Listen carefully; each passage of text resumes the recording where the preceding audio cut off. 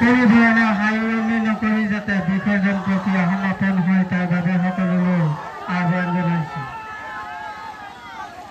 আজিৰ এই বিসৰ্জন কাৰ্যসূচীত যিসকল ভক্তই অংশগ্ৰহণ কৰি আজিৰ এই কাৰ্যসূচীটি সাফল্যমণ্ডিত কৰিলে তেওঁলোকলৈ অশেষ ধন্যবাদ আৰু কৃতজ্ঞতা জ্ঞাপন কৰিছোঁ।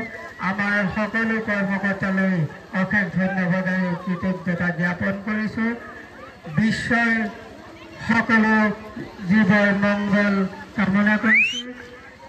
আজিৰ এই বিসৰ্জন কাৰ্যসূচী সমাপন হৈছে, গতিকে আমি সন্ধিয়াৰ পিছতে পুনৰ পূজা মণ্ডপত সকলোৱে লগ হৈ প্ৰীতি চাহ মেলত অকণমান সময় কটাম। তাৰপিছত আজি সকলো কাৰ্যসূচী শ্ৰী নৱম বাৰ্ষিক শ্ৰী গণেশ পূজাৰ সকলো কাৰ্যসূচী সামৰণি পৰিব। গতিকে সকলো ৰাইজ আই মাতৃ কণ কণ ভাইটি ভণ্টিহঁত